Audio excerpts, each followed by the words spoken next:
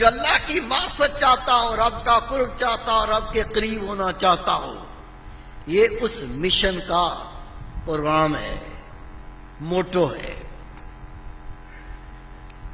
نماز، غور سے سننا، نماز پڑھنا، روزہ رکھنا، حج کرنا، زکوٰۃ دینا، تلاوت قرآن پاک کرنا، ذکر کرنا، مراقبہ کرنا، یہ سارے کام اللہ تعالیٰ کا قرب اور اللہ تعالیٰ کا وصل حاصل کرنے کے لیے کیے۔ کیا ہو جائے؟ نماز پڑھوں، روزے رکھوں، حج کروں، اللہ کا ذکر کروں، قرآن پاک کی تلاوت کروں، اللہ کو یاد کروں، حقوق العباد ادا کروں، حقوق اللہ بات کروں۔ کیوں کروں؟ قرب الہی اور وصل الہی، اللہ سے وصال ہو جائے، رب کا قرب مل جائے۔ جو نماز نہیں پڑھتا، روزہ نہیں رکھتا، زکوٰۃ نہیں دیتا، حج نہیں کرتا، حقوق اللہ پہ عمل نہیں کرتا، حقوق العباد پہ عمل نہیں کرتا، اس کا میں ذکر نہیں کر رہا ہوں، اس کا کوئی ذکر نہیں ہے، کیونکہ اللہ ہی اس کا ذکر نہیں کرتا۔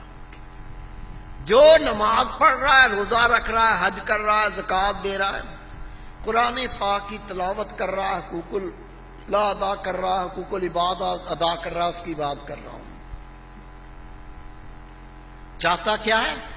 قرب الہی اور وصل الہی، یہ چاہتا ہے۔ کر لے، نہیں ملے گا، نہیں ملے گا۔ پھر کیسے ملے گا؟ یہ سارے کام کر لے، نہیں ملے گا اللہ کا قرب، اللہ سے وصال نہیں ہوگا، پھر کیا کرے؟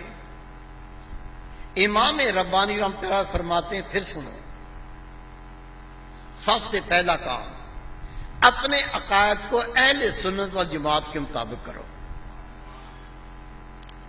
داڑھی 1 فٹ رکھ لے، خدا کی قسم اگر اس کے عقائد اہل سنت و جماعت کے مطابق نہیں ہوں گے، یہ قرب الہی کا بھکاری بن کے کھڑا رہے۔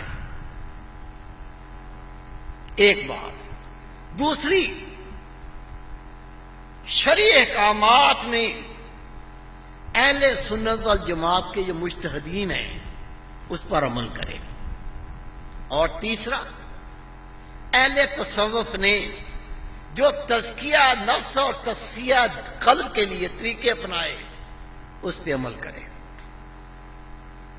جو اللہ کا قرب چاہتا ہو، اللہ تعالیٰ کا وصال چاہتا ہو، اس کی پہلی سٹیپ کیا ہے؟ اپنے عقائد کو اہل سنت و جماعت کے مطابق کرے، اور شریعت پاک میں اہل سنت کے مجتہدین کے طریقے پر عمل کرے۔ اور تیسرا، اہل تصوف، اہل اللہ، اللہ کے ولی، انہوں نے جو تزکیہ نفس اور تصفیہ قلب کے طریقے اپنائے، ان طریقوں سے چلے۔